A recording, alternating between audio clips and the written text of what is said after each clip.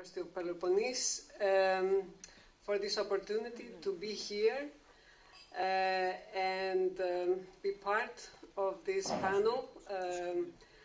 I am especially honored to give a presentation in honor of Donatella Della Porta, whom I know since the early 90s, and she has been a shining role model throughout all these years, not only for her scientific contributions, but simultaneously for the academic ethos and the human person that she is. I chose a topic that is related to the Eurozone crisis that has come out of a collaboration with the team from the Freie Universität Berlin with Johann Rose. And it is a method that is related to the other types of interest groups, which we have analyzed in the framework of discursive actor attribution analysis. Who has been blamed in the Eurozone crisis? All of us can remember the blame game. And there have been works mainly on selective case studies. It has to do with emotions as well. We wanted to do a systematic analysis of blames. And in this presentation, I will be discussing the issues, the attribution issues related to these blames. So it was a binational project, and what we would like to contribute is to a better understanding of the blames made by the interest groups that were quite central in the public sphere during this period. The period is from September 2009 to September 2013. This is our data. There were two teams, one at the University of Crete, Department of Sociology, the other one at the Freie Universität Berlin at the Institute of Sociology. So we did a lot of coding. As you can see, we offer a systematic examination of issues related to the attributions of responsibility based on a subset of 3,972 attributions related to interest groups, following Schmitter and Streck. They came out of the larger comprehensive data set of 8,883 attributions, blame attributions. What are they about? What are they blaming different actors about? We place this analysis within the broader political and economic governance approach to the Eurozone crisis. We're influenced by Richardson, Levy-Four, and others who have been examining EU governance in the new globalization age, described best as uncertain agendas, shifting networks, complex coalitions.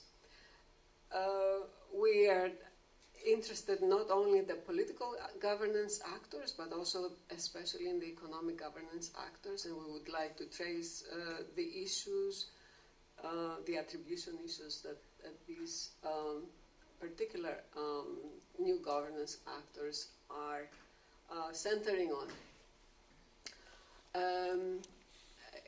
Following Schmitter, we are especially sensitive in this analysis of post-war European settlements affected by globalization, liberalization, financial capital, the rise of the guardian institutions such as the central bank. And we would also like to trace firms and union blame attributions in the public sphere. As I said previously, most of the work that had been done was qualitative and selectively focusing on specific types of blame attributions. Very few works also examine the transnationalization of the public sphere, which in the Eurozone crisis was a very important dimension. And we noted that ours was one of the first studies of systematic quantitative analysis, which is based on the new method that followed a basic approach used by Gerhards and Rose. But it was previously applied for environmental blame making. So it is a standardized content analysis of quality newspapers, and basically our attribution focuses on who makes whom publicly responsible for what. So we have an attribution center, an attribution addressee, and an attribution issue. We use German newspapers, the Süddeutsche Zeitung and Frankfurter Allgemeine, as well as these Greek newspapers. We unfortunately did not have Eleftherotypia for the whole period. As you know, it had to shut down. So we also supplemented that with Tanea and Kathimerini. Also, we wanted to cover the transnational public sphere. We chose Reuters for that.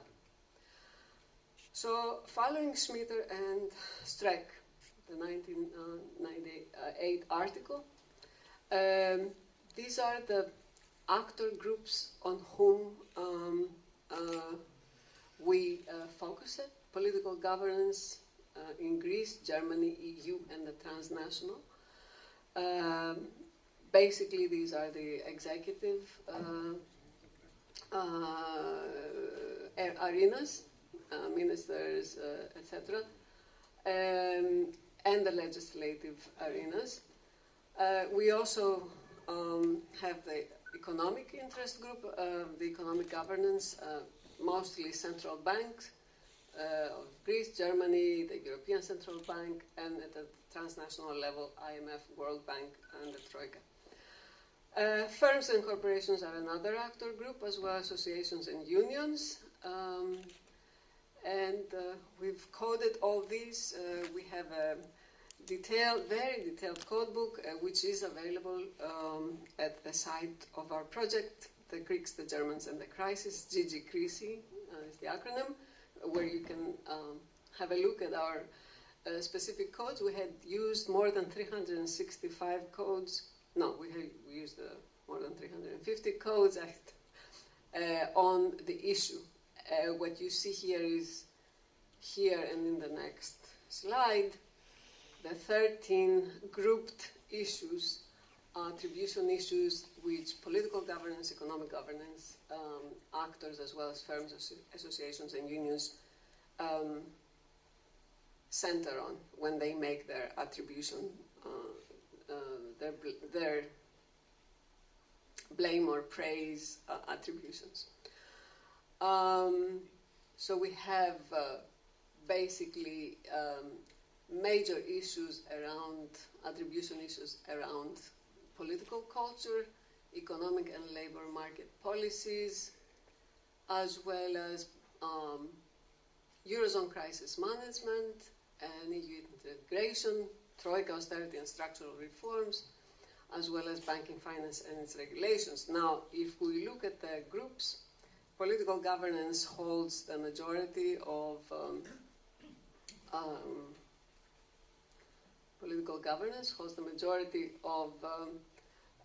attribution issues, 55% out of the total of about 4,000, followed by economic governance, firms, and finally unions.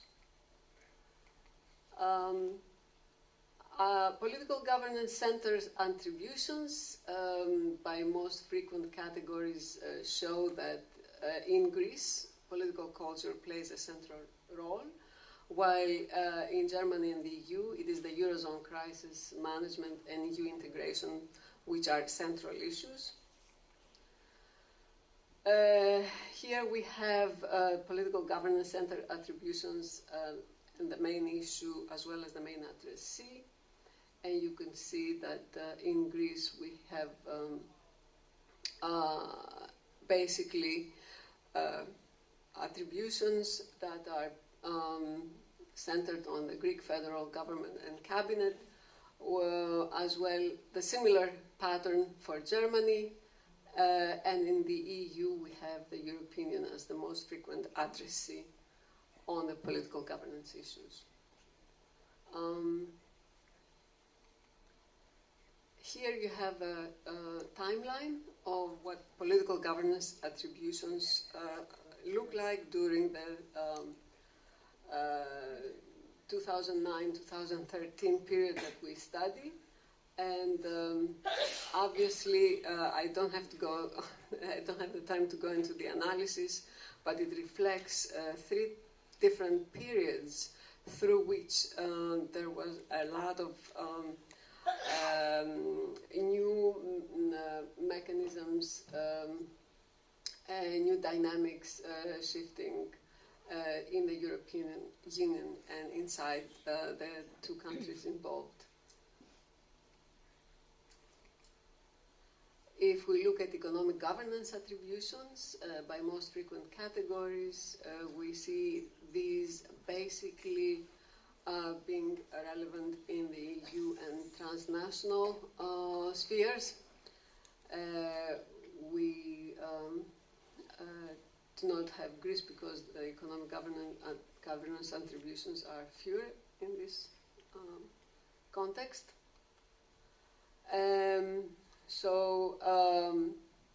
As you can see, the most frequent attribution issue is the management of the Eurozone crisis period and EU integration, and the most frequent addressee obviously is the EU, whereas in the transnational economic governance center attributions, the most frequent addressees politics in the EU for the management of the crisis. The attribution issues by economic governance centers have a different timeline, and it is mostly EU and transnational. It picks up in a later period, and this probably reflects the new mechanisms that had been developing to handle the Eurozone crisis management. If we look at firm attributions, which are much fewer, we see these are mostly at the transnational level, and that information mostly comes from the Reuters data. Here again, there is an interesting pattern which is expected. We have, by the transnational attribution centers, we have the most frequent issue being the Eurozone crisis management, but addressee here is obviously the Greek federal government and the cabinet. And this is also reflected in a different pattern, but the firm attributions reflect other dynamics compared to the political governance and economic ones. And finally, the last interest group attributions we examined are union attributions, and this is where Greece was attributions in Greece were more prevalent for obvious reasons, and we had attributions related to Troika austerity and structural reforms for the most part, as well as economic policy and labor market policy. As you can see, much higher, even though low in frequency, the numbers are much higher for Greece than for Germany. Again, here to the unions mostly address the Greek federal government and cabinet. And in Germany, correspondingly, they address the German federal government and cabinet. Tentative conclusions. This is an ongoing work, I have to say, and I chose to present an ongoing work because we found that it is providing a framework for us who are mostly working on social movements and contentious politics that is very helpful in understanding the different points of dynamism and momentum, as Donatella said, throughout this turbulent period of multiple crises, especially in Greece, but also across other countries.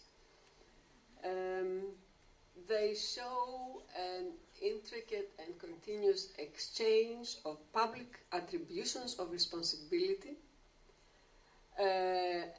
among actors of interest group who make up the new governance, a new system of interest groups. And this supports works like those by Kousi and Staffan. We also are able to trace in other papers as well. We had another one on only on the actor attribution, the centers of these attributions. We're able to show the multiscalar arena of contested attributions by national, EU, and transnational actors, and the deviating interests, values, and identities that they represent. We highlight a shift from political to economic actor attributions, from Greece to the EU and to the transnational level, and point to the increasing importance of global economic governance interest group actors, as well as EU institutions.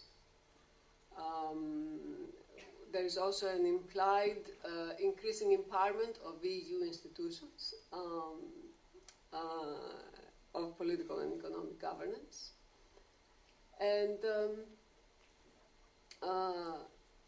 of course, what we also would like to address in the future is the sequence of these attributions. I have to say that our interest group attributions represent 45% of the total attributions. The rest are mainly media attributions, attributions by other civil society organizations. However, what the data has also shown is that there are patterns that allow us to trace which attributions proceed in these timelines, and it is mostly economic governance attributions that are participating, and then there is a spiral of attributions related to that follows in the especially in the movement scene.